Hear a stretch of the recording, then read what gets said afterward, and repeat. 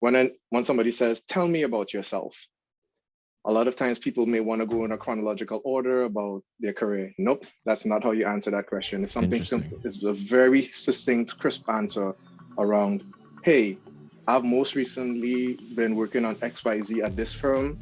This is my success that I've had. And I see myself being able to add value to you and the team by doing XYZ. That's how you answer, tell me about yourself. That's really simple, but you won't know that until you invest in learning.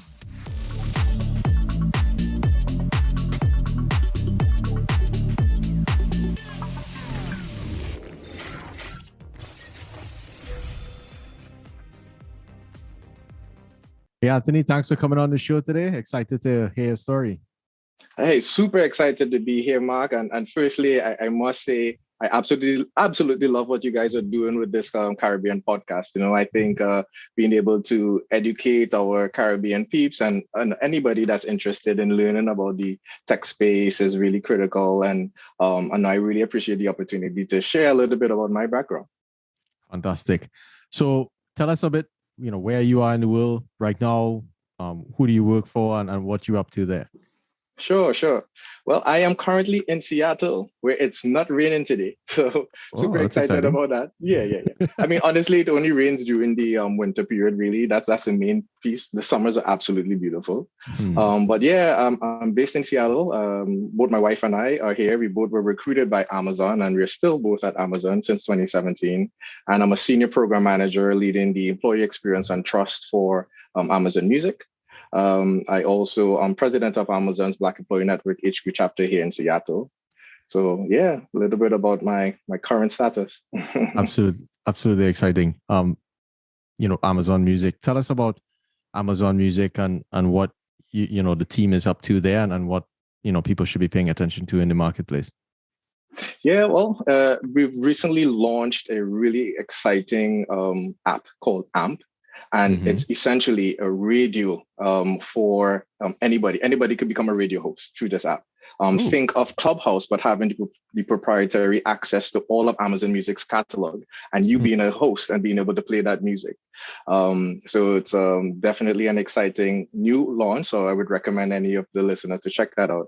But yeah, Amazon Music is definitely continuing to lead into customer obsession over the experience. I think we are the only streaming platform that has the opportunity for you to listen in HD for all of the songs on the platform that they're able to convert.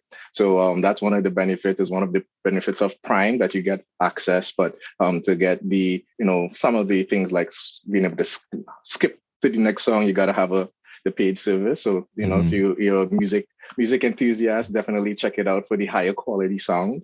Yes. Yeah, and they do a lot of partnerships with Prime Video, so you're going to see a lot of the artists. So not only from a music listener point of view, they also are working with artists. So think of artists like Common or Masego that are on the platform developing relationships. And I heard with the new radio app that was launched, I believe what's the name? Nicki Minaj. Nicki Minaj will be hosting one of the programs on that. Oh, whoa. We have some big names coming in on the program. Yeah. All right, that's fire. Cool. So we do the show to encourage people from the Caribbean region, to pursue data-driven careers. And I'd like to sort of expand that to, there are many different roles in tech. And as I look through sort of your LinkedIn and your career history, there's a rich set of experience that you have at different firms. And sure. Like with Amazon, you've done like different things. So tell us, as you've picked up at the forefront of tech, right? Amazon is at the forefront. They're really blazing the trail, especially in retail, e-commerce and stuff like that. What should people in the Caribbean be thinking about for the future career? Yeah, so I would strongly recommend that our Caribbean community lean into STEM education because, that's going to be a critical component, I think, to the continued development of the Caribbean region, pursuing data-driven careers, pursuing AI, machine learning. It's how we're going to be able to remain competitive and really get strategic insights into how to solve for problems. I think a great spokesperson for this has been the Prime Minister of Barbados, Mia Mottley, and really championing the need for us to be innovative around the opportunities in the Caribbean. And a big part of that is the infrastructure that we need to develop in technology. I would definitely encourage folks to look at careers within STEM. So there's business intelligence, there's data scientists, there's engineering, there's research scientists around statistics. So all of these roles, I think, or career opportunities would lead into developing the region further. And it's definitely a critical component. Fantastic. And so you lead the Black Employee Network at Amazon as well, correct? Sure. Yes. And yes, what does that mean for folks who in Caribbean might not necessarily know that these organizations exist, and what's the mission there? Yeah, sure. So I'm president of our Black Employee Network HQ chapter. I've been a leader of the Black Employee Network at Amazon since 2017. And, it was one of Amazon's 12 affinity groups. And these affinity groups are designed to create support structures for employees that are underrepresented. So specifically for Ben, in my role and my capacity, I want to champion inclusion, diversity, and equity for Black employees and the Black community, and really create a support structure around that. Some of the focus areas that we do have for our Black employees are professional development and retention, thinking of recruiting and how we create pipelines for and diverse talent into the company, looking at community involvement and how we create impact externally. Business growth as well. A big piece of what we like to do is look at the business and how could we align things that we know would help our external community or diverse customers, and tie that back into the different areas of opportunity that Amazon has, because it's an ecosystem that has so much access, so much opportunity. How can we lean into developing ideas that we have through the business and create an impact that way? So those are some of the things we do. It's been an amazing journey leading the organization, and I'm really happy to continue to do it. So I think something that gets me quite interested when I learn about people's journeys is why do some people take leadership positions? And, Sure. and not necessarily like, oh, you're going to be a leader, but what drives you to want to contribute at that level? Let's call it that, right? Yeah, sure. So I think sometimes, you are compelled to want to lead and do something. And then sometimes a mentor, somebody sees something in you. And from my opportunity to lead our Black Employee Network was actually somebody seeing something in me. So when I joined in 2017, the previous president of our Black Employee Network, she actually reached out to me and said, hey, I would like you to become my vice president. And back then, as a new Amazonian, just joining the company, ramping, it was not something on my radar at all. I spoke to a mentor and I told them, hey, this would be massive because and a big responsibility. And I don't know if I, have the bandwidth or capacity to take on that burden. And he said, hey, when opportunities are presented, you take them. And I took that advice, and I became vice president of our Black Employee Network. And now, as of last year, I became president.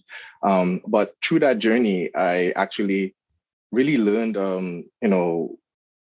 where I would be able to create impact and really inspect my strengths and on the areas of opportunity that I had for myself, and leaned into that. So I think in the beginning, for example, I was kind of afraid of public speaking, and I got way better at that over time. But I knew, yeah, I know.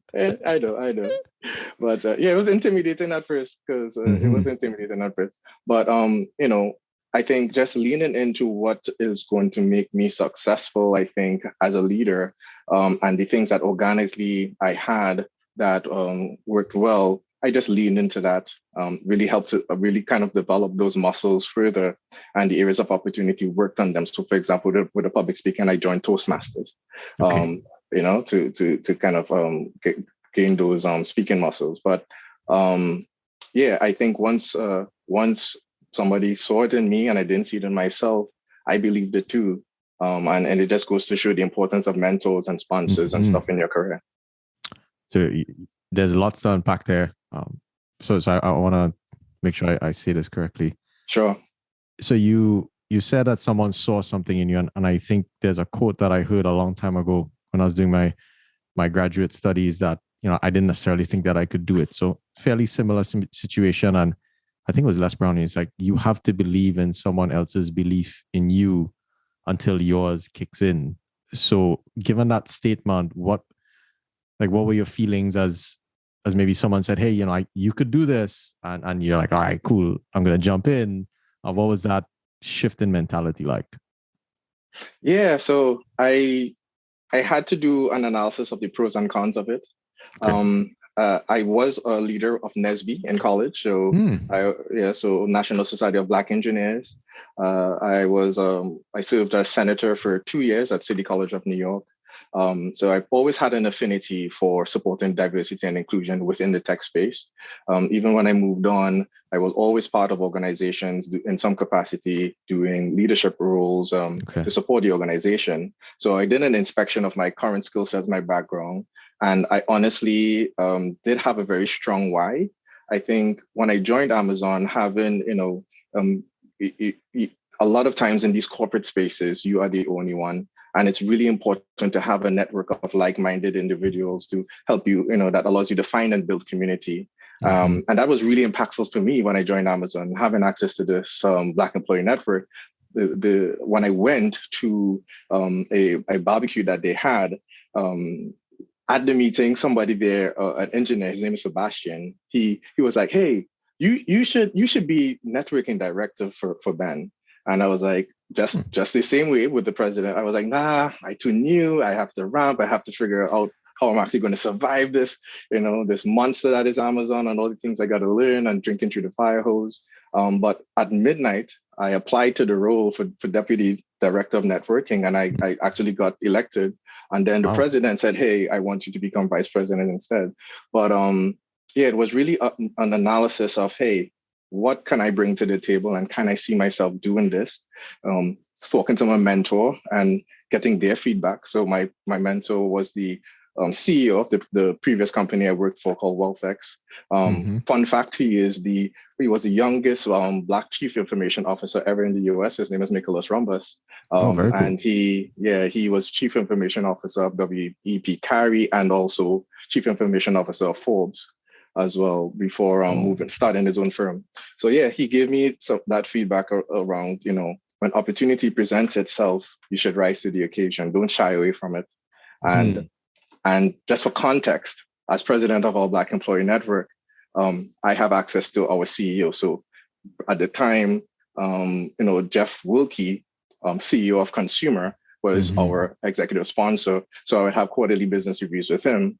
Fast forward to the present day, Andy Jassy, CEO of Amazon, is who I report to on our quarterly business reviews. So it was intimidating, but I said, hey, this has a lot of organic benefit to my career development and me growing as a leader. And I have a strong why. It's important to me for us to actually move the needle for diversity and inclusion. Yes. So I leaned into that. Whew. And this is not, I think your mentor said that quite not lightly, but this is not like, oh, let me just become president of, some organization within like a smaller company. This is like Amazon. This is like all of Amazon, right? So it's quite intimidating. I can feel intimidation on your side. Exactly. And Amazon is known to have a very intense culture, a very like purpose-driven, action-oriented type culture. So I could only imagine the extra layer of being an Amazonian and being a leader in Amazon as well. Can you maybe speak to some of those cultural elements? Because I love learning about Amazon culture. Yeah, of course. So I would start with what really drew me to Amazon after learning about it, because it wasn't on my radar prior to it. Just quick backstory. Both my wife and I were recruited by the company. So when I was at WealthX, which is an ultra high net worth and market research company, they actually were recently sold to a firm in London. But while there, I led the client success team, and that was going great, doing really well. And one of my good friends was at LinkedIn, and he kept soliciting me like, bro, you'd be so good at LinkedIn. come over, and I would have lunch there because there were like 5 blocks for me by the Empire State Building. We worked around the corner, so I'd always be there. Made friends with other folks out of LinkedIn, and I finally did do the interview, but prior to getting the offer from them that I did ultimately get, my wife got solicited by Amazon to lead product analytics for their Prime business. Oh. Prior to that, she was head of analytics for E-Trade. And then we were like, this is such an amazing opportunity. Let's do it. My firm, Wealthtech, said I would work remotely. And then a week after she got the offer and learned that she had to move to Seattle, I got the offer from LinkedIn. So there's a bit of a friction there that we had to navigate because I was super excited about it. But ultimately I turned it down. But Amazon looked at my background and they were like, hey, you'd be a great fit for the B2B marketplace, leading strategic account management for our technology customers. And I interviewed and I also got it. So we started Amazon 2 weeks apart. That's exciting. How many people do you think have stories like that where both you and your spouse? I'm sure because the company has 1.3 million employees, I'm sure there's other, but that's within, so just for context, there's the fulfillment center and operations employees and then the corporate side. So on the corporate side, you probably will have about 500,000 employees at this point. But I'm sure there's some, but it won't be very frequent for sure. I hear you. Well, good. And the other point I wanted to tease out from what you had said earlier is mentor and sponsor. And sure. I think only until recently in the past couple of months did I really learn. I think I'd seen it and experienced it, but can you articulate the important and distinction between a mentor and a sponsor? Yeah, sure. Happy to. So your mentor is somebody that you can really lean into for understanding how to navigate a problem, for advice, proactive advice as well. And they kind of are a guide throughout your career in different points. And I would strongly recommend that you have different types of mentors for the different areas of opportunity that may come up within your life. So I have several mentors. I would also recommend that you have diverse mentors as well, not only by race, but also by a different background as well in career, because they could give you different angles. Like one of my mentors is from since college, and he remains one of my strongest mentors to date. And I found him through when I was graduating in my senior year. There was a program in which you could reach out to folks that were alumni, and I picked him. He was matched to my background of having business and finance concentration. And when I started my internship, we would meet up on Wall Street.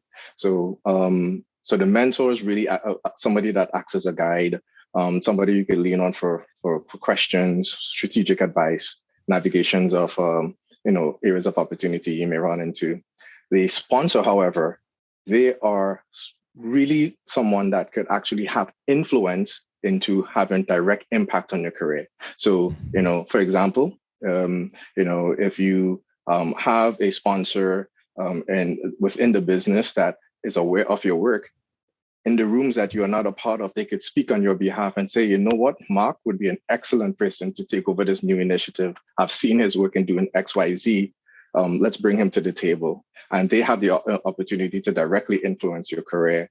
So you won't interact with them in the exact same way as the mentor.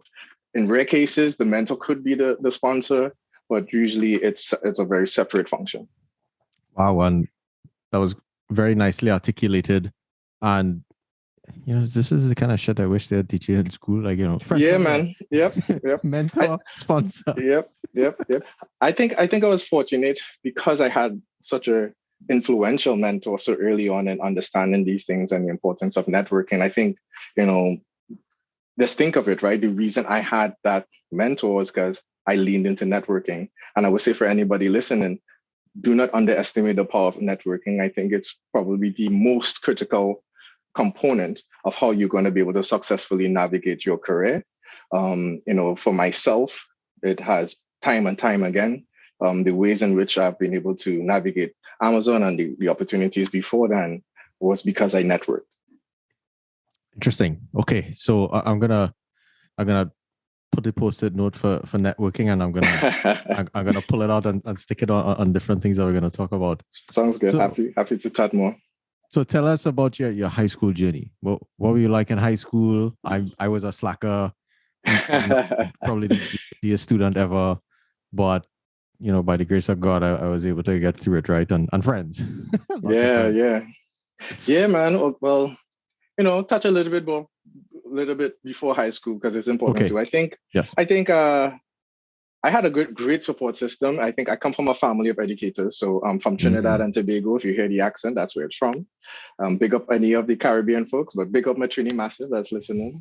And I grew up in Sangre Grande, and I went to Okay. Arima Boys RC for primary school. And there, I think I developed some of the, discipline and rigor to have a successful high school career. My uncle used to, give me tutoring, Okay. and particularly for common entrance. And I'm proud to say all of my cousins, all of us, got into the prestigious schools back home, the Fatimas, the QRCs, the St. Mary's of Trinidad. And Nice. I got into Fatima. And Ah, at I'm CIC. big up all the Fatima old boys. But I'm big up CIC, big up CIC. Yeah, yeah, But in particular, I think my Fatima experience, I think, really was the foundation for a lot of the success I continue to have in my career. And what I mean by that, it created a place. It was a institution that established discipline for me and an understanding of what is required for success. Some of the teachers that I had back then, and their words and the way they influenced me still impact me today. Even the mission of the school. I think our motto is Nintendo Vinces, not Nintendo. Nintendo Vinces, a Latin phrase for by striving we will conquer. And fun Wow. fact, today in my Fatima Boys old group, my name in WhatsApp is Nintendo Ventures because I carry that out throughout my career in understanding that I have to persevere even when the going gets tough, even when it's challenging. So I kept that with me, and that was grounded in Fatima. I was also an athlete. I used to run for Fatima.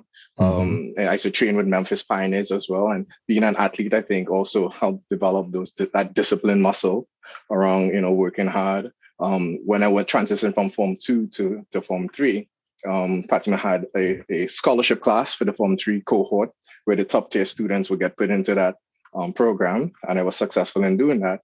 But it showed me early on the importance of education for getting opportunities. And, I think it really laid the groundwork for me to have the framework that I had to help me continue to be successful when I transitioned to the US.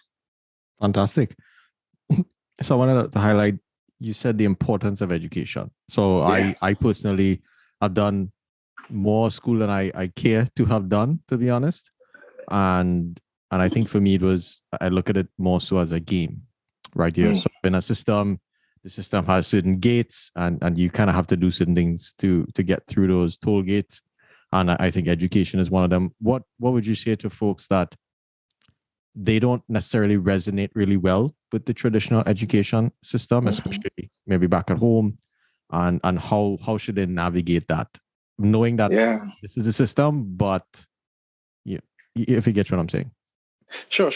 So my knee-jerk response to that is, if you're not going to take a traditional education path through an established educational institution like UWI, for example, or City College that I went to in New York, you then have to identify a certain skill sets that you need to develop that will make you marketable for your area of interest. So the hard work and discipline piece and becoming a subject matter expert or having the skill sets, the knowledge to be able to execute on whatever field of interest is still going to be there.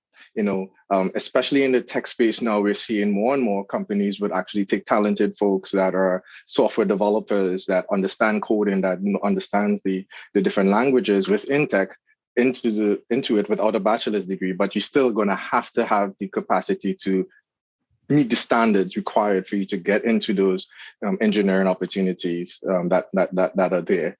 So that's just one example. So I think the hard work, the discipline piece is still going to be there, even if you don't want to take a traditional path. Makes sense. And I appreciate you calling some of those things out. So you mentioned you were a student athlete in high school. Was that the Yeah. same case in when you got to college in the Good US? question. Good. Yeah, good question. So, Atto Boldon, if you guys remember Atto, one of our greatest athletes from Trinidad and Tobago, he was a big inspiration for me. Fun fact: one time we were having sports day, and I was winning my race, and Atto was walking in, and I felt so proud. And he was the one to put the medal over my neck.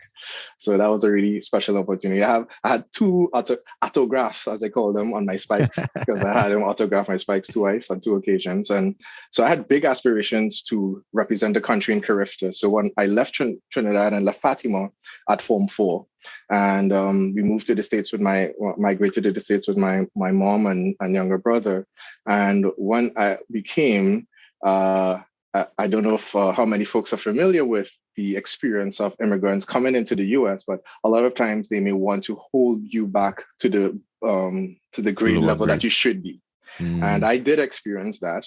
But my mom is a force to be reckoned with, and she was an educator herself. She was principal. If you remember, there was a No Child Left Behind Act in Trinidad some years ago. She was one of the principals that were selected for the brand new schools that were launched in the country. So she was somebody that was very much familiar with the importance of navigating those things properly, and she was very staunched on, hey, he has to get into a good program, good school. So she made that happen. I went to Edward R. Maurer High School in Brooklyn, New York, which was a good school back then, for sure.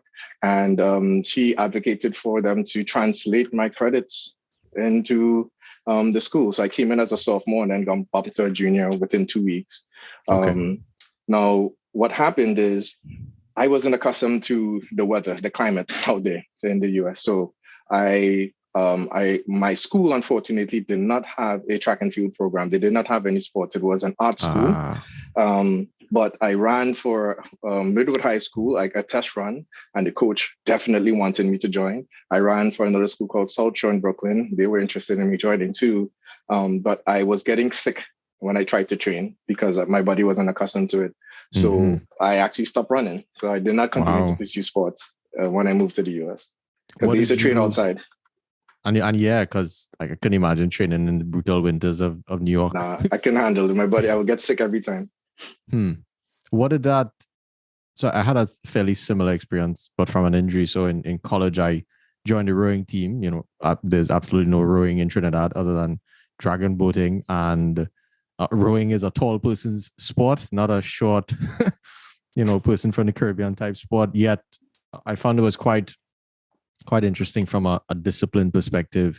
Like in a race, you just had full sprint the entire time, and there's lots of mental constructs that you have to deploy to manage that amount of pain and to keep your mind sort of sharp throughout the entire race.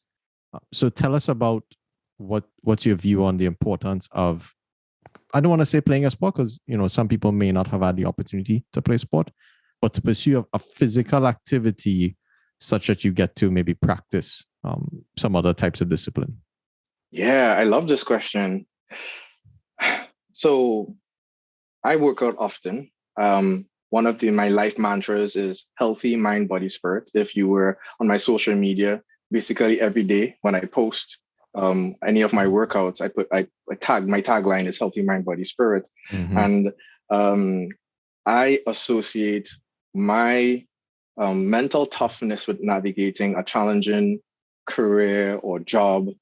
Being at Amazon is challenging because it's a organization that requires high standards. And when the going gets tough, a lot of times the same mental fortitude that I've developed as an athlete, or when my workout and when I'm feeling like I'm tired and I can't do one more rep or I can't run that extra few minutes, I lean into the competitive and mental kind of fortitude that I developed as an athlete present day. So since Fatima, I would actually, if I'm doing a like Orange Theory, for example, and I don't know if you're familiar with the construct of that class, but there's different tiers that you have to do, and it could get really, really taxing. I think about myself running that 100-meter race and picture what, that feeling of success and that drive in the present moment. It's something that I do.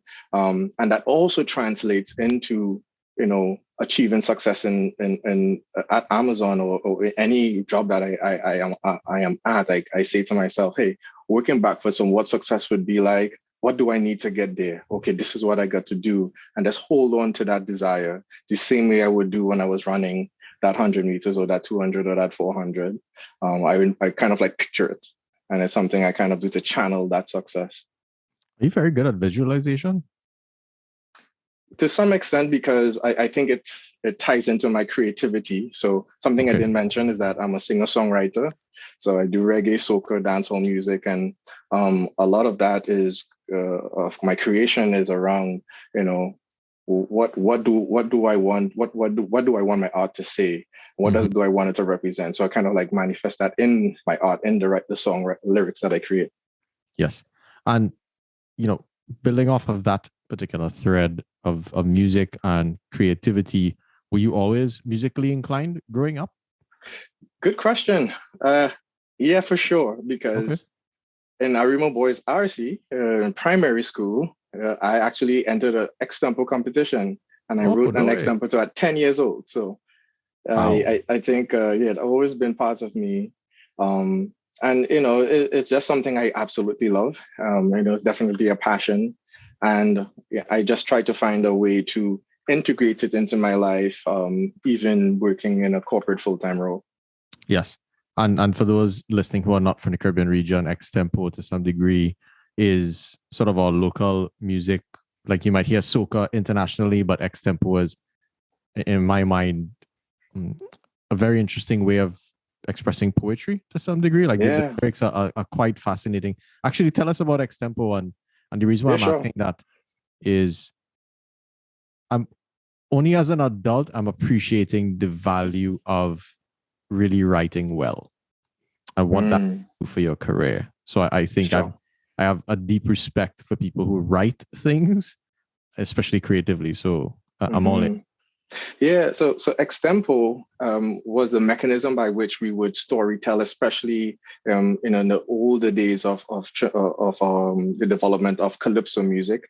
I would compare it to back in the day how hip hop folks in the hip hop space in the US would freestyle and kind of like take like jabs at each other competitively while they created these stories, and a lot of time they would talk about the current political climate as well. Extempo for us is basically that, where our calypsonians would write these lyrics and keep a specific phrasing, and I think a key component was the call out Santi Manite.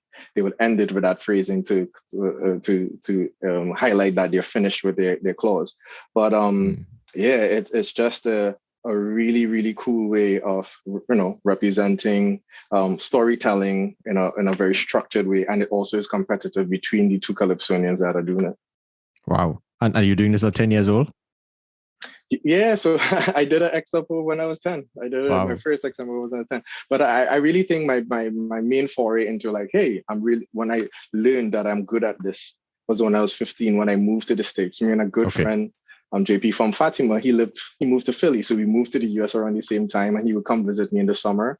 And he was very talented at producing. And we started to explore our creative side together. What? Wow. Jealous, straight up just jealous. I think I just got my green card last year, and for me, congrats much appreciated. It was a long 15-year journey, just working towards it, and for me it was all or nothing. It was I gave up many creative pursuits, many deep desires I had to do other things. I was like, no, I have to finish all this education to give myself the best shot at doing it. Sure. And only now I'm sort of finding my who am I creatively type thing. And, podcasting is one medium that I'm noticing and feeling that I have a natural knack to. What would you say to people that they don't necessarily have a direct opportunity to practice that creative outlet, but, what words of encouragement would you give them? Yeah, I think for me, what comes to mind is what is life if you don't pursue your passions? Or what is life if you don't incorporate what you enjoy that is that's essentially important to you, that makes you truly happy? I know for me personally, when I don't lean into my creative interests, it definitely has an impact where I am not as happy, because I am happiest when I am actually doing it. Like for me, you know, just doing a jam with other musicians, it's euphoric. I get so much pleasure out of that. Songwriting, which I'm doing a lot of right now as well, brings me so much joy. So I think you're doing yourself a disservice. And I would lean into, just finding a way, doing whatever it takes, make that a priority to include it in your life. And, of course, you have to do a good inspection of, what are the priorities currently, but definitely create space for whatever you love to do. If you love to, knit, do that knitting if it makes you happy. Don't let your life suffocate, because at the end of the day, when you're on your deathbed, you're not going to say, I wish I worked harder at that company. You're going to say, I wish I did more of the things I enjoyed that made me happy as an individual, that may have had impact on others as well. Absolutely. That makes a lot of sense. That's why I bought a piano. That was the first step to learning to play is having it. And, I've interviewed another gentleman who's a musician as well. And I've always been fascinated by musicians, because there's an extra layer of thinking that they have access to that I don't necessarily have from not practicing the craft of, I don't want to say I'm not musically inclined, just from the depth of practice that you guys go through as musicians. What would you say from an encouragement perspective, right? Okay, I might be able to rap, although I do want to do like a Trini rap channel for fun. Let me do it. Yeah, just on a kick, right? Caribbean rap podcast. Yeah, just saying like funny things where Trini people say it, right? Yeah. And yeah, what advice you got there? Because I think I noticed I was missing something in my brain by not practicing that creative aspect, even if I wasn't good at it, but just going through the process of learning would have been interesting. Yeah. Oh, let's reframe the question for me and make sure I understand it. Yeah. So the question is, what advice do you have for folks that they don't think that they're musically inclined? Yeah. Okay. But I think the pursuit of music actually is quite fascinating and beneficial to people. Got it. Yeah. So I think a good analogy would be the same organic benefits it has to you being an athlete or working out and exercise. Exercise helps with release of stress. Exercise helps to just have a clear state of mind as well. It helps you develop that mental discipline the same way, because to work out and push yourself requires, discipline, perseverance. And I think similarly, even if you're somebody that's not musically inclined, but you attempt to, pursue that and, work muscles, areas of that brain that you never did before, you're going to tap into new energy. You're going to tap into new creative and innovative opportunities. And I think, you work that side of the brain, that you may not typically do. Some folks are more left-sided, right-sided as creatives. Some folks like myself try to dabble into both, being in business, being in creative as well. And I think if you kind of expand, a bit of your the way in which you think and open some new possibilities. So definitely explore music, even if organically, naturally is not something you're interested in. Just like exercise is going to be a positive, add value to you. Fantastic. And you keep saying inspecting, and sure. I'm gonna harp on that. I listen very closely to specific words people use, and you were talking about inspecting your strengths. And I've been reflecting a lot these days on, as you get older, you get the shit, I have no more time. Like, what am I really good at? And that pressure to some degree maybe comes upon you. And I've been thinking a lot about what is it that comes very easily to me that is hard for others, and maybe leaning into that more. What is it that comes really easy for you, that is a strength, a natural strength of yours, that is maybe difficult for others? Yeah, I think I would call out could answer this in so many ways, I think, but something that I think is critical to my success, really, that comes naturally is I do ask for what I want for, and I'm not ashamed to do that. It's something in which, if I believe that I deserve something, and it'd be specific to career, I ask for it. I think every promotion that I've had at Amazon, and before that, so I started off my career officially as a private banker. Okay. Getting promoted into JP Morgan's private bank was me saying, hey, I think I can manage ultra high net worth clients. I want to be part of that. And I got selected to be part of a private bank mentorship program that launched me into private banking. When I was interested in transitioning careers into the B2B management space before joining Amazon, I networked and I asked folks for advice on and asked them to refer me to roles that I was interested in.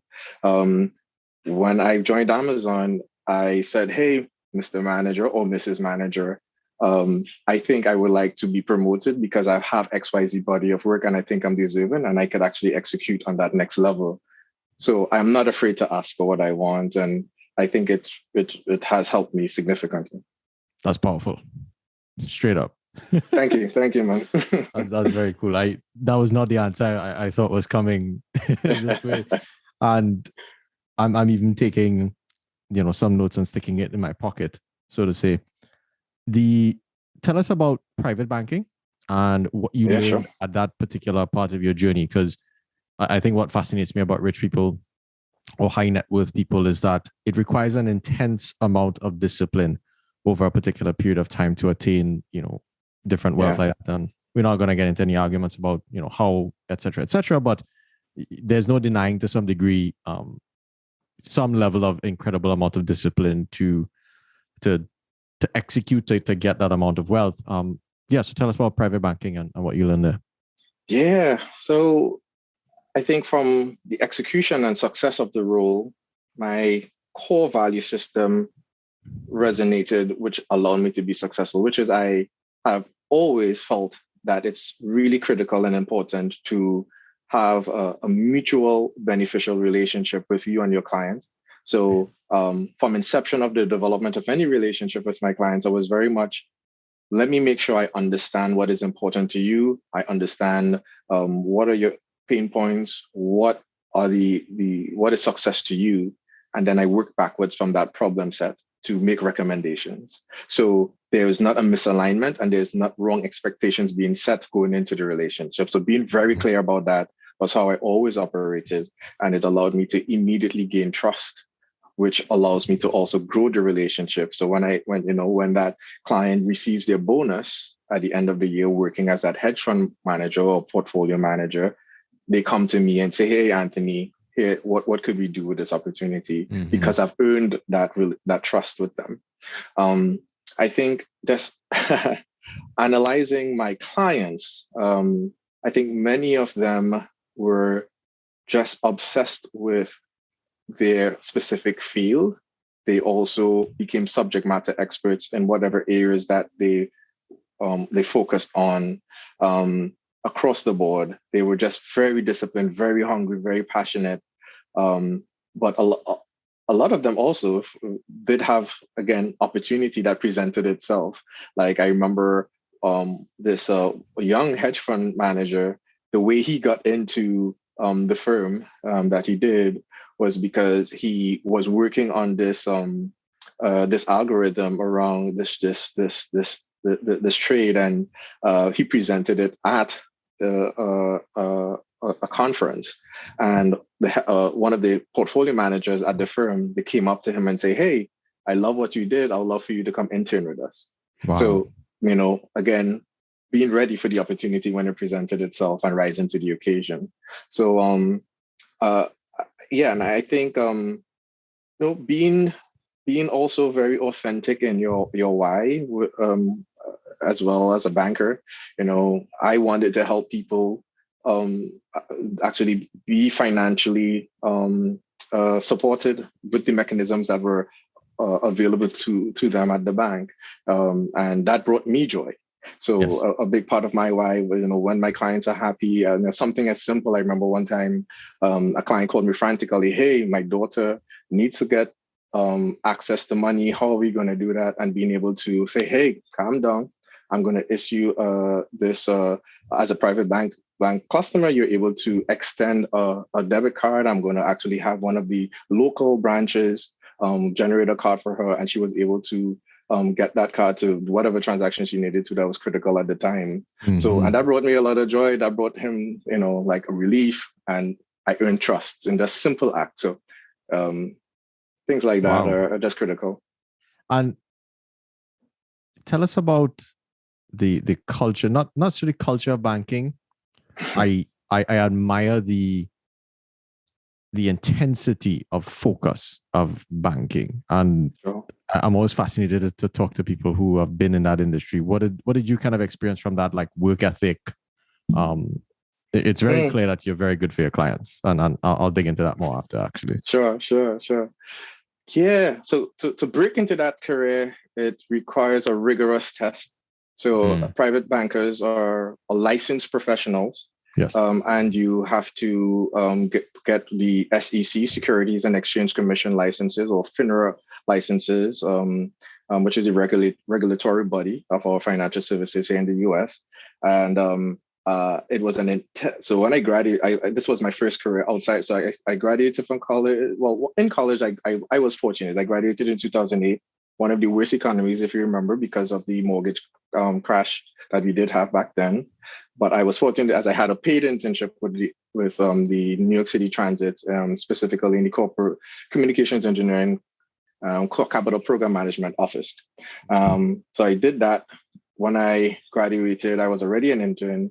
Did not immediately get any opportunity, so I started a graduate program to continue the internship, and then I got an offer to become a banker. And the process was a rigorous series of tests to get licensed. So you had to get your Series 63 license, your Series 7 license, your New York City Health certification license as well, and a lot of people don't pass in the first attempt, and they typically kick you out of the program if you fail. So it was do or die. Yes.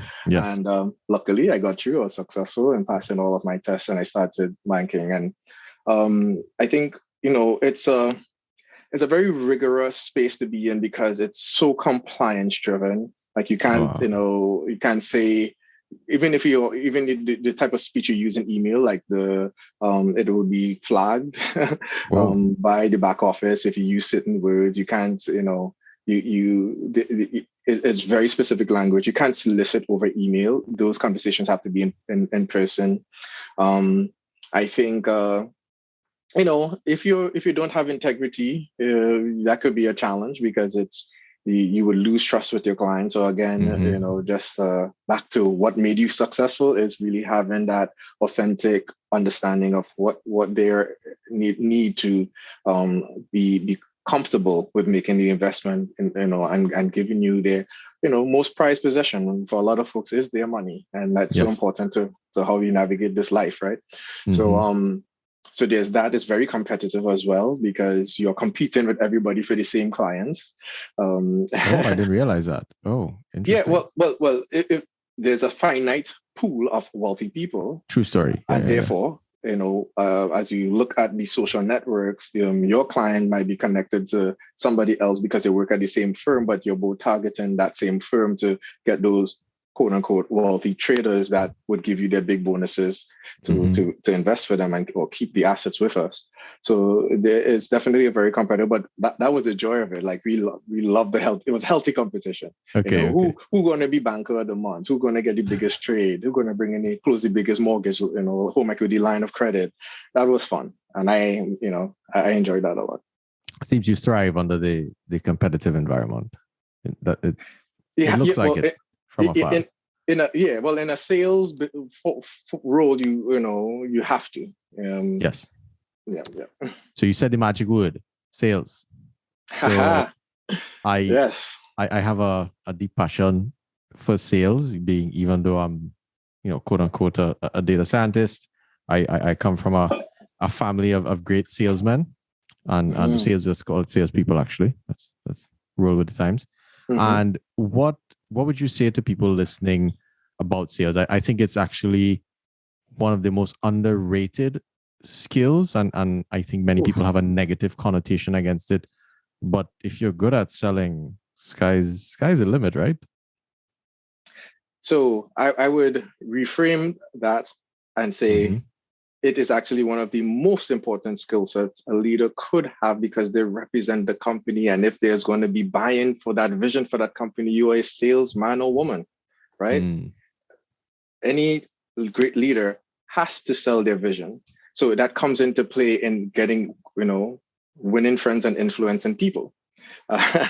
You have to understand what the problem set is of your customers, and then be able to provide solutions accordingly. And great salespeople are experts at being able to quickly identify, by doing the research necessary, to connect with the folks that they're trying to gain buy-in from, and ultimately sell a product and convert to sale. It's, I think, the lifeblood of any company, engineering, law firm, the salespeople, because at the end of the day, for you to continue to get customers, who is on the front line actually being able to do that conversion, to actually have them do your service? It's the sales team. So it's a critically important function for any business, and for any leader as well. You got to have some sales skills, because when you're creating inspiration or getting people to buy in, or you're say, Mark, you're starting a new entity for your data science or that new podcast, and you need support, you're going to have to sell them a little. Yes, most certainly. And I think one of the things that occurred to me a number of years ago was, you sit down and you think, every single thing that you have was purchased from money that came from a company to some degree, right? Your parents got paid, like when you were a child, your parents got paid for some kind of company, even if it was their own company, and someone had to sell something in order for you to eat and have all the things that you have. And I think when that hit me, I was like, oh, this is true part and parcel of our daily lives. To sell. And I think that's been my sort of silent mission. And one of the things I've admired about, going through your LinkedIn and now in this conversation is your intense, deliberate focus on client success and being customer facing. And the hypothesis is, because we come from the Caribbean and we're able to just sort of, the Caribbean, we're able to integrate across different cultures and races, etc., quite naturally. How do you think your Caribbean background maybe helped you to become, a better client facing and sales based roles? Good question. I think actually having my Caribbean heritage allowed me to be unique. And allowing me to be unique allows me to stand out. We have a phrase at Amazon we call "be peculiar," and I think I'm a little bit peculiar, especially in these corporate spaces where there's not a lot of people that look like me or sound or speak like me. I do have an advantage because again, if I come with from a place of authenticity and really understanding the client need, and then being different, it's kind of like, oh, I like this person. I'm interested in them, and I'm able to leverage that to my advantage. I think people organically would have an interest in my Caribbean background, and I will talk about the fact that my wife is also from Trinidad and Tobago and stuff like that, and that just really helps with conversation and connection with individuals. Oh, have you ever been to Carnival?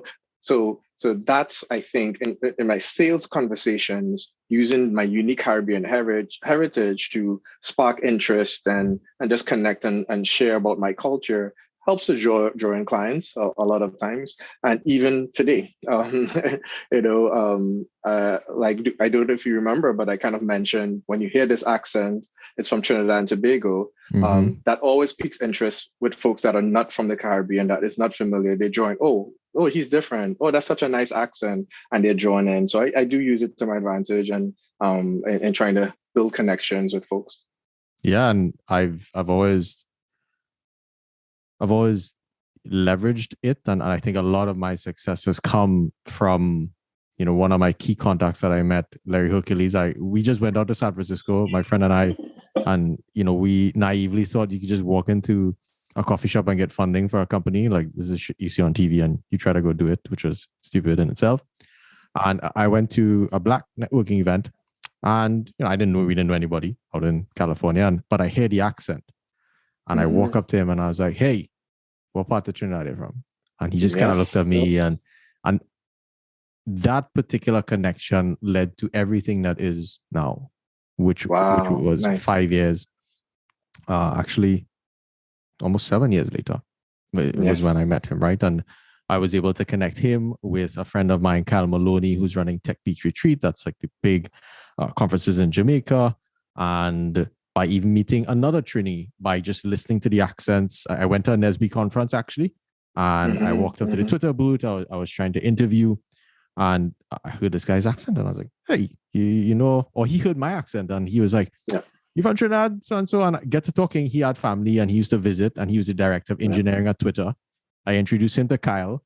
Kyle comes out and visits him just to, you know, build that relationship to come to the conference, and then he ends up meeting Jack Dorsey out in San Francisco. I gets Jack Dorsey to come, you know, the CEO of Twitter, to come to his conference in the Caribbean, now putting them on the map, right? Awesome, love that story. Yeah, so it's insane how those connections from home will serve you globally, in my opinion. And this focus on client-facing roles is another thing I wanted to raise. I think when people think about tech careers or technical careers, so to say, they're like, I need to be really good at this technical, and like, that's all I have to focus on. And there is a space of folks who are non-technical and, you know, hardcore. They are experts at dealing with people.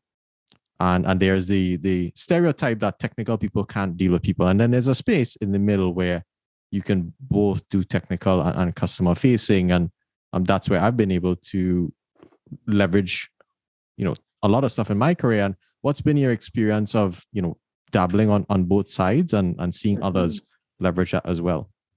Yeah, so I would point out that working for a tech firm, the Amazons, the Googles, the Facebooks, etc. of the world, the fan, if you want to call them that, a big component to your success is having tech fluency. The more you grow your career within the firm. You said tech fluence? Yeah, tech fluency. Tech fluency. Tech fluency. Okay. Okay. Yeah. It's going to be critical to you becoming a more an executive, essentially, as you grow.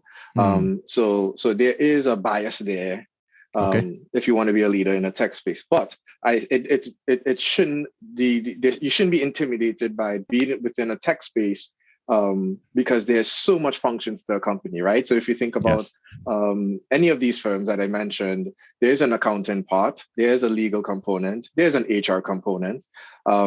But I do would call it that a company like Amazon is very data driven, and therefore you're going to have to be comfortable with leveraging data to champion your proposals, your ideas forward to have an impact.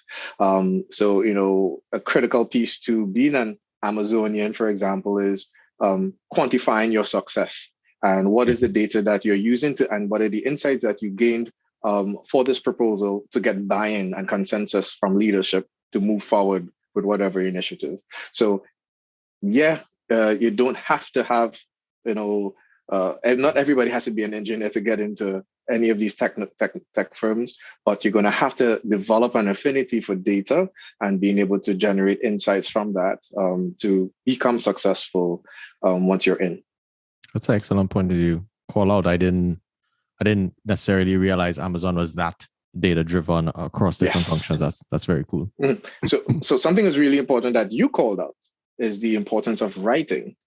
A big part of Amazon's leadership culture is doc writing. And we have a very specific, unique way in which we move ideas forward. We don't do presentations typically to leadership to get buy-in. You actually write a doc. If you identify a problem One, you have to take ownership, one of the leadership principles of solving that problem. And the proposal, nine times out of 10, has to be articulated in a very specific way through a proposal with Amazon style writing.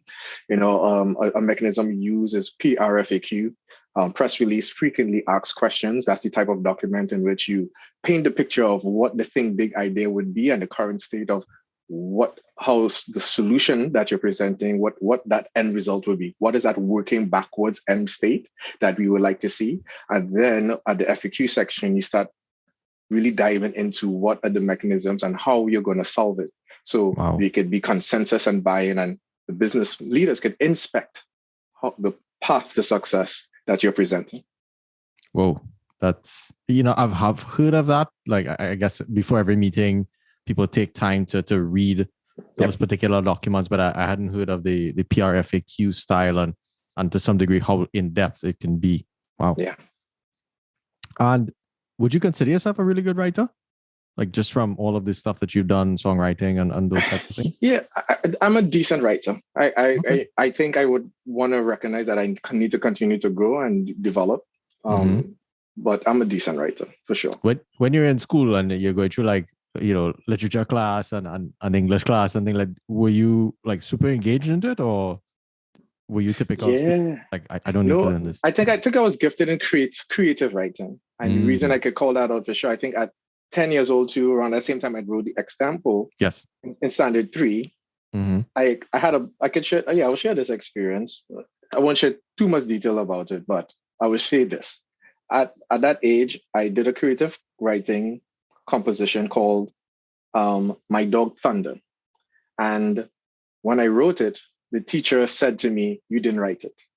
Because It was so well written. It was like maybe 2 levels above the competencies typically for a standard 3 student or whatever. So I would say, I probably was always gifted in writing from that age.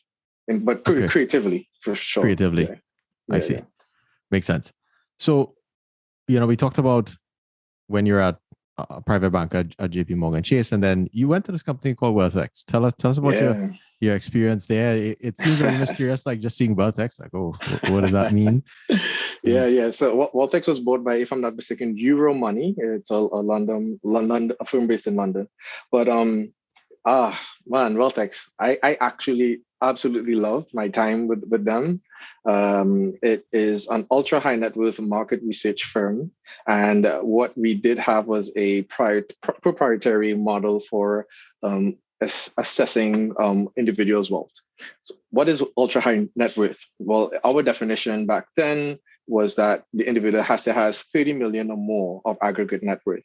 And we would also be able to provide insights into their interests, passions, hobbies. What are the things that a private banker like myself in my old role, or a luxury brand, or a Ivy League institution like a Harvard, that would want to use for their donor development to gain insights to try and actually connect with this individual. So we provided those insights. In my function, I would work with the clients to understand what are their needs and the type of, prospects they were looking for, and train them on how to use the tools. So think of LinkedIn for ultra wealthy people. That was the platform that we had. And so we had, I think we had identified 800 more billionaires than Forbes did on their list. So it was a very rich data set of data on wealthy individuals. And the way in which we would be able to, have the additional icing on the cake was because we would use, research techniques, like, say there is a closely held family that doesn't really, not publicly traded. So how are you assessing their wealth? Well, we would do things like, get data of how many, trucks of milk were coming from the farm, and quantify that and extrapolate back what would be the generation of revenue for that year or month or whatever, and back end that to actually kind of come up with the wealth framing. So those are the techniques we did. We also did we had a little bit of a technical component. So it's not just research, because I'm very proud to say I launched our integrations SOP for the firm. Like, when I joined my CEO, and this was a crucible moment, I would say, and it's a good story to share. So I'm probably like 2 months in, and the CEO walked up to me and said, "Hey, Anthony, our client, the agency, we're going to be doing that Salesforce integration with them, and I would like you to go there and train up the entire team and create an SOP for how we do our integrations." And I was like, okay, and no guidance, not even familiar with Salesforce, not familiar with the API process and stuff coming from banking. Never really dived into that. I spent the next few weeks really immersing myself in what is an API, how would we be doing this analysis of their data set to tag it to ours, bringing in the CRM Salesforce expert to partner with me. And I created that SOP. I presented to the agency around the Salesforce integration with the CEO present and everything. And then I trained up the entire sales organization on how to do these integrations going forward. But I would say what was really cool about that opportunity, again, I said, I always ask for what I want. And because I saw the CEO proactively ask me to take on that challenge and I was successful at it, I felt like I had some currency to ask him back for support. So, so that was around, say, February. I believe in December of that same year, right before we went on holidays, I said, "Hey, Mick, it's okay if I come and chat with you?" Sure. We scheduled it with his EA or whatever. And I said, "Hey, when you asked me to work on that integration project, it was a really great opportunity. I really love that I was able to do X, Y, Z, blah, blah, blah. I would love the opportunity for you to become my official mentor." And he said, "Sure, no problem." And that's how he became my mentor. And that's the same person I spoke to when I joined Amazon and asked about the Black Employee Network thing. And he gave me the gotta do it. Wow. Yeah. So again, ask for what you want, guys. Ask for what you want. Okay, I am in real time shifting my mentality on that because I think in my experience, well, I've never actively gone and asked someone to be my mentor, like with those actual words. So it's very impressive to see like the power of literally just asking, "Hey, can you be my mentor?" That's kind of cool. Yep. Yeah. And with some, it should be mutually benefit. There's always, it has to be mutually beneficial. Yes. Yeah. You don't, and I would say for anybody getting a mentor, one of the absolute critical parts of that relationship for you as the mentee, deliver on what they asked you to do.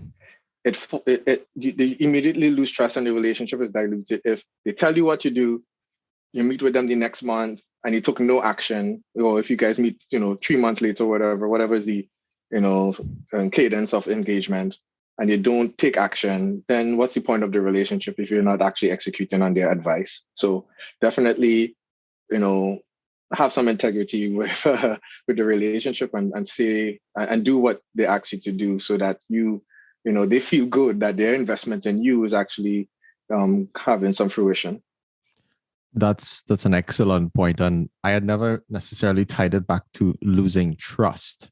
Sure. I more so looked at it from, okay, I'm not wasting my time. Like the mentor would be like, "I'm not wasting my time with you anymore," but I didn't necessarily think about it through the layer of trust. That's powerful. Wow. Cool. So Wealth-X, you now have a fantastic mentor who, is running this really interesting business, and you are, what was it like leaving a company that, like, you're leaving a mentor's company? Like, dude, I'm out and I'm going to this thing. And I guess it probably helped that, okay, my wife is going over there, dude, like it's all good. Yeah. And what was that conversation like? How do you quit your job? How do you quit a job? Yeah, let me ask that question. Ooh, well, I just did, right? So I literally just did. And it was hard. Every time I've moved on, it was challenging because, I've knock on wood, but I've just had some great managers, great team environments and dynamics that, not everybody gets the experience, because some people have some really crappy managers and teams, but I've been lucky. So every time I left, there has been some, disappointment and leaving that. But I would say you definitely have to understand your why and lean into that to give you the momentum with that decision. I think for me, a lot of times is that I look at it like, hey, I have conquered X, Y, and Z. Hmm. And yes, I could continue to do more, but I've already checked off those accomplishments. And Okay. I think it's really important for you to be comfortable with being uncomfortable and grow as an individual. So having the framework of, hey, I'm going to grow more when I leave because I'm going to become uncomfortable in a new space and a new environment with I don't have a lot of stakeholders that know my track record. I'm going to have to prove myself again. I'm going to have to learn X, Y, Z that I don't have competencies in quite yet. That to me is very exciting. And I keep that top of mind. And Okay. then I use that to fuel the conversation. Well, hey, it was such an amazing experience. Love that we worked on X, Y, and Z together, Mr. or Mrs. Manager. But this is going to be good for me. And here's why. And I would love your blessing. And I Hmm. literally had that conversation with my director in my most recent role. So I led the seller success strategy for our small and diverse businesses for Amazon Business. And I had a lot of, I guess, success. I think the highlight of my career was just the last year where I was one of the program managers that helped to launch Amazon's Black Business Accelerator, which is a $150 million investment to support Black-owned businesses selling on Amazon. I got to Hmm. present to the CEO the CEO of Consumer, Dave Clark, and just help get his buy-in to launch and post-launch work on the mechanisms needed to actually make it continue to be successful post-launch. And it was hard walking away from that because I have such a great branding. Everybody knows Yes. my good work. My old director is a mentor. He proactively asked to be a mentor for me. Wow. So I'm walking away from all of that richness in terms of political capital to the unknown with Amazon Music in this new role. But I know for myself, one, it's a good fit for me because of my previous work, my affinity for music, being part of the a streaming service and understanding that industry a little bit deeper is all exciting. And I think once you package it and tell a compelling story of here's my why and here's the things that we've worked on together, and this may not be the end, but this is of the journey for us in the future. We may reconnect again, but for now, I want to go continue to grow here. Wow. Yeah. Okay. I'm writing the script as we speak. Yeah. I think I struggle with this when I leave a job because I really commit to a team. I really commit to Yeah. the person I'm working for, and I don't look at a company as like my job. I look at a company as like there's my company, right? You do whatever it Mhm. takes to make the team succeed, and um yeah. So I really appreciate you sharing that advice because that's another thing they literally just don't you don't get taught anywhere, and Yeah. unless you have really good mentors that can guide you through that process. Now everybody it's out there, so come learn Anthony's script here, and I really appreciate you sharing that, by the way. Sure. Happy to. So what's very exciting in my mind right now is okay, you've had so much political career capital from those different things that you did Yeah. that to some degree generated a certain amount of internal energy within yourself. You're expressing your skills at a higher and higher levels. And now you come into Amazon Music. So this is not necessarily only an expression of your professional skill, not to say you're not a professional musician, but it is also, it seems, I think musicians operate internally. Like it's really a part of themselves. That's what I Yeah. understand. Yeah. And now you're really expressing like true you in this role. So tell us about your excitement for this new journey. Yeah. I feel like everybody, once they heard I made the switch, like if you go on my LinkedIn, you would see like so many comments Mm-hmm, from mm-hmm. folks that kind of praising it. And a lot of folks felt like it was such a great organic fit for me Yes. because doing my Black Employee Network work, it's very much a lot of employee engagement and a lot of the same framing, but specific to DEI. Mm-hmm. So I think what I'm most excited about is being able to scale that way of thinking and innovation and lean into the Amazon Music experience for employees.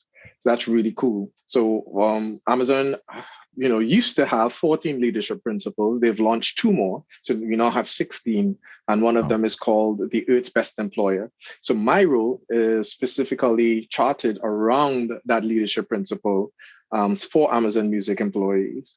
So I think I'm excited to, just bring that creative energy to this space of really looking at employee experience and how do we, continue to build trust for employees at the company, specific to Amazon Music.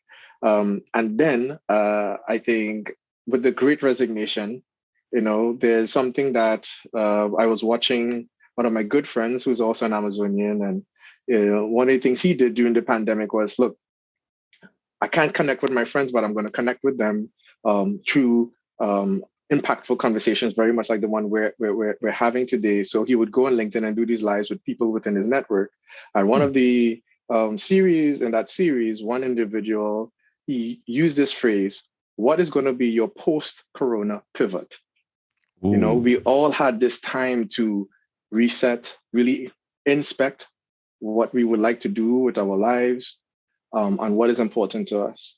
And I think for me, I found that, hey, I've always done this music stuff, but I don't give it full-time attention. Let me bring it a little bit closer, because one of the opportunities I've had is I got the privilege to work with Casey Phillips, who is the CEO of Precision Productions. Anybody who knows Precision Productions is one of the Caribbean hit-making, businesses. And think of any of the biggest artists from the Caribbean, Casey and Precision has worked to either launch projects with or do some type of production on their songs. So, a lot of Marshall hits Casey has worked on. Wow. And I had the opportunity to work with him, and I'm working on an EP with him and stuff. So I said, if I am getting more closer to tapping into a more commercial engagement with my talent, then I should also align my corporate interest or work, especially at a company like Amazon that offers so much opportunity, with a streaming platform. So, Amazon Music had this role. It seemed like a perfect fit where organically I'm going to really learn about all the aspects of a streaming service, from the artist labels piece to the marketing piece, the branding piece.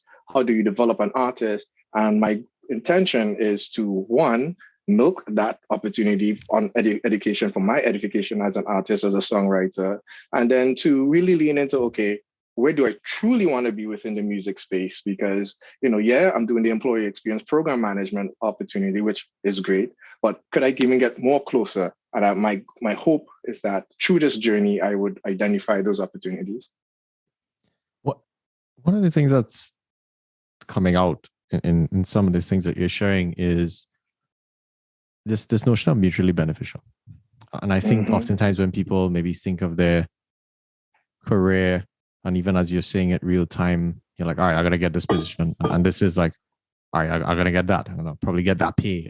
And you're saying some of those things in terms of, this is what I'm going to extract and learn, but you're also saying this is what I'm going to achieve for the company at the same time, right? So it's not necessarily this one-sided conversation. Oh, yeah, that's mine. That's my title. No, this is, I'm going to go there. I'm going to do this. There's going to be that mutual benefit for both of us. And then, but I'm going to go there. So along the way, I'm still providing value to the business, but also achieving your own internal, your own internal goals. Very cool. Yeah. All right. So in the last segment of the podcast, you've given a lot of advice so far, and lots of things that I'm thinking more deeply about. What 2 pieces of advice would you give to a high schooler, someone in college, and a professional? And I would also ask if you could, to some degree, contextualize it to maybe someone who does not necessarily have the access of the US based system. And another thing I'm becoming hyper aware of is labor arbitrage. So I can hire really great data scientists in India, like amazing, at a quarter of the costs of, or much less to some degree, and sometimes, than the US. So how do folks at home who will now be on technically the receiving end of that labor arbitrage leverage that particular market to give them access to things globally? Yeah, good question. Couple things that I would share for somebody that's really young. I would say think big and believe in your dreams. I think, thinking small is a self-fulfilling prophecy. If you think you're limited to X, how can you get more than that? So set your bar really high for what you want to do with your life, and have a blind obsession with that. If it's truly something you're passionate about and you believe that would bring you joy, would make you fulfilled, and that could scale across from a young person to a college person and a professional. So believe in your dreams is essentially what I'm saying. Don't think small. Persevere. I would say persevere to a young person. Persevere meaning even if you fall down, pick up yourself and try again. I think my transition from private banking into that firm Wealthx took many interviews before I did it, but along the way, I learned what to do to actually become a really strong interviewer.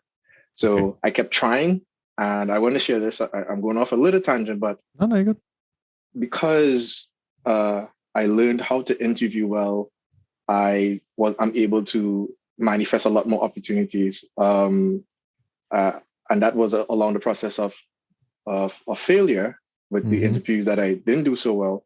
But again, networking. So the same gentleman that was saying, "Hey, you need to join LinkedIn." Before he joined LinkedIn, he was somebody that I reached out to on LinkedIn at another firm when I was a finalist for another company. Wow. And I said to him, "Bro, I've been a finalist for these roles and I'm not getting the offer. I don't know what I'm doing wrong." And then he said, "You are transitioning from one industry to the next. You need to be able to articulate how you're going to add value to that new role and how your skills are transferable." And a light bulb went off, and I went home and really looked at how I was answering certain questions. And I invested in a resource called biginterview.com. That really helped me to hone in on interviewing well. So quick example. When somebody says, "Tell me about yourself," a lot of times people may want to go in a chronological order about their career. Nope, that's not how you answer that question. It's something simple. It's a very succinct, crisp answer around, "Hey, I've most recently been working on XYZ at this firm. This is my success that I've had. And I see myself being able to add value to you and the team by doing XYZ. That's how you answer, "Tell me about yourself." That's really simple, but you won't know that until you invest in learning. The quantification of your skill set and success are all things that I learned in that process. But again, networking. I met that young man back then. I became a great friend through networking.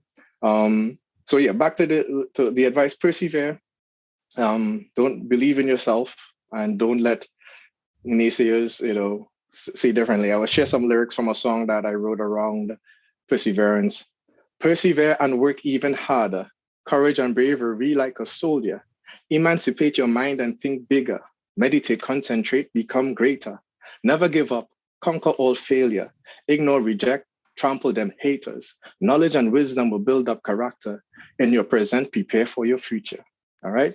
So that's two pieces of advice. Now, in terms of the challenge of having access, I think you were asking, right? I think there's, I don't want to underscore the difficulty of the friction that for folks that may not have access to, like you and I being in the US. But there are still going to be opportunities for firms that, especially in the tech space. I want to kind of anchor it around that. There's a plethora of opportunities within the tech space, and it means you don't necessarily need to target just US companies. There's international firms that are still looking for bright young minds that could actually move the needle for their company. And I'm teaching. I have a 8-year-old baby sister. Yes, I do. And I'm really gung ho on having my mom have a learn coding from now and really Yes. prepare, because that's the future. Mm-hmm. The technology space is the future, and for our Caribbean region to actually continue to be competitive and stay ahead of the curve, we're going to have our young people in this sector. So I definitely look for the areas within technology that you probably are most interested or aligned in, and become the best that you can in terms of being a subject matter expert on that space. And over time, as you continue to pursue that, opportunities will manifest. Don't let the fact that you're back home be a restriction to you seeing the future you want to see, when there's so much opportunity that's going to continue to evolve as the world goes forward with a very technologically minded way of doing business. Oh, I lots of things I took away from there. I love the fact that you said opportunities will manifest. That's a good. Yeah. I'm sure you probably have that in a song somewhere. And the other one that stuck out to me was Blind Obsession. Mm-hmm. I really love that. That was very crisp and very, very clear as to the attitude that you need to have in order to overcome, the perceived limitations. And I think COVID was quite a terrible thing in the world, but I think it was also one of the greatest blessings in terms of people discovering there is a different way to life. Yeah. And now companies are looking for people globally. So if you are home or in a small region anywhere in the world, like there's startups in every country that you could try to apply to and gain a global network. So I appreciate you calling that out. I don't think I was probably as successful as you on the interview front. I probably should have gone to biginterview.com. I was looking back. I think I failed like 20 something, 23 interviews. I was just, each one I did get more motivation though. Mm-hmm. I will definitely attest to that. And some of them came from like Microsoft and et cetera, et cetera. One of the things I wanted to ask you was, you seem to be a big person on mindset, and I know you work out, Yeah. et cetera, et cetera. However, I think one thing that has helped me a lot is I listen to a lot of motivational talks. And for a long time, I'd actually stopped listening to music because while beats were catchy, the corresponding lyrics didn't necessarily push me into the best mental space for me to believe that the future was possible. So I ended up swapping to, all right, I'll just listen to Les Brown, Tony Robbins. This is what I listen to put me in a headspace of, I can achieve. These things are possible, even though what was in front of me was, nowhere near where I wanted to be. And I've always felt that there's a space for that type of narrative that the motivational personal development people push out, but through the delivery of music to really penetrate your soul. And there's an artist called Akira the Don. And I don't know if you've ever heard of him. So he takes a lot of speeches and he remixes them. And it's the most addictive thing I think I've listened to in a long time. And I wanted to gauge, why is that? Like what's your thoughts on that particular genre of music? Because even in that short expose that you just did, you were sending a powerful message, right? And not necessarily trying to get a claim. You're literally teaching me, but in the form of song. Sure. Oh man. So one of the things that for me personally, when I decided if I'm going to do music, I said it's going to be truly representative of me. And I, a lot of times as an artist, you would use like a nickname, like one of the nicknames that was given to me when I moved to the US was OG Trini. Another one that I actually have as a handle on IG is Trinidad868. So, I was like, oh, should I come up with a name? Maybe AC, Anthony Cole. But I decided to use my own name, and the music that I'm going to do is going to be representative of me. And a big part of me is being somebody that motivates and creates positive energy and has positive messages. And I think a lot of my music will have elements of that. And I think I just think it's so much noise in this world that folks that invest in the creative space should have a big piece of the anchor should be positive messaging and just good vibe that helps to motivate people, because like you mentioned with that artist channeling great speeches into song, is a way in which music just resonates even better than just reading that on paper. Like for me, one of my songs is called Rise Up, that I would listen to over and over again for my own motivation. Other, I think Bungie has a song out right now, Bungie Garland. As long as I have Jehovah Jireh, and not, like I said, my tagline, healthy mind, body, spirit. I also try to keep myself connected, grounded spiritually. So, and music helps to center that focus a lot of times. So I think it's important for creatives to, yes, you could have the fun, and you could, our carnival culture could be, very fun. And that in and of itself is uplifting, right? Because we go through such challenging time in our work and our lives and the different aspects of just living, that having that time to be free and enjoy and appreciate living through music is great, but also having very distinct positive messages that could actually help people, evolve and actually navigate different challenging things. I think it's important to deliver with music as well. Beautiful message, man. You said something there that I've done, and I'm curious. So you're a musician, which means you're intimately familiar with the power of words. The words that you generate come from deep within inside of you, and it's really to some degree a true expression of yourself.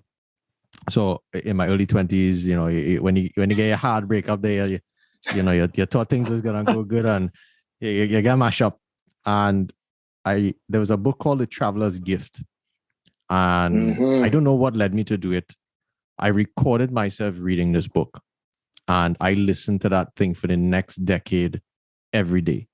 And it had such a profound impact on my base foundation of thinking that, when you just said, like, you record a song and you listen to it to motivate yourself. Yes. And I've been like secretly hunting, like, hey, hook me up with a producer so I could like get my own knowledge into my brain to, it's like this interesting feedback mechanism to build yourself and to fortify your base thinking. Tell us, why did you do that? Did you do that intentionally, sorry? Or did that organically just come out and like you're just motivated by listening to your own words? Yeah, so it's funny. I'll be vulnerable and say the Rise Up song was because of a breakup. I was so hurt by it. Real good things just come from breakups, You understand? So I wrote that song to, help myself know that it will be okay. And the lyrics of the chorus is, rise up again. Never let them get you down. Never let them rise up again. Believe in your dreams. Rise up again. Understand? So it was so profound to me. Those simple lyrics helped me to realize it's okay. I will rise again. I will evolve from this pain and hurt. But it was universal, because it's not just for that breakup. It's for any challenging aspect that I would, or roadblock or friction that I would experience in my life. I would be able to apply that mental model of it's going to be okay. I can rise up again. And these are the things I need to do. That's real vibes. I wish I could have sing like you, because my voice was sung and all kind of croaky and thing, and I recorded it on a little iPod. And so every time I listen to it, I'm like, shit, boy, your voice horrible. So I added to the remix, and I might get to sing it for me. So it'll deliver deeper inside. But I appreciate you sort of sharing that. Sure. Great things with breakups. I think I was the fittest in my life, like after a breakup, just completely shredded. Of course, always. Good times. So my last question, to respect your time, is what 3 books do you recommend people to read? First one, How to Win Friends and Influence People. So again, being able to just make connections that are so important in networking, that is so important to folks being able to help you help yourself. So I would say that What else I would recommend? Have you read Networking yeah. with the Affluent? No, I have not actually. Bad it real. I almost sad I released that secret there. That book just wicked. And okay. In your whole conversations about WealthX, I'm like, shit, I wonder if this man read this book, boy. I'd see if it really work, you know. But yeah, sorry for interrupting. No stress at all. Yeah. So How to Win Friends and Influence, Think and Grow Rich, I think is another very powerful book as well. And what would be another one, man? Well, I'll give a shout out to anybody who wants to lean into the sales aspect of this conversation, a book called The Challenger, which has a very detailed approach to becoming a successful salesperson, which could, of course, apply to any other profession where you have to win friends within that board meeting, within that for that proposal, etc. Okay, great. Yeah, I'm gonna buy that book like immediately. So, Anthony, man, I've thoroughly enjoyed the conversation, and I have lots of lessons that I'm going to actually re-listen to this interview and make sure they penetrate. And I appreciate your time. Hey, this was excellent. Really appreciated the opportunity as well. So again, big up to you and the team putting this together. I think it's a great work that you're doing to spread awareness of tech careers, and yeah, happy to be a supporter of it now. Fantastic, man. We go link. Yes. Later. Take care.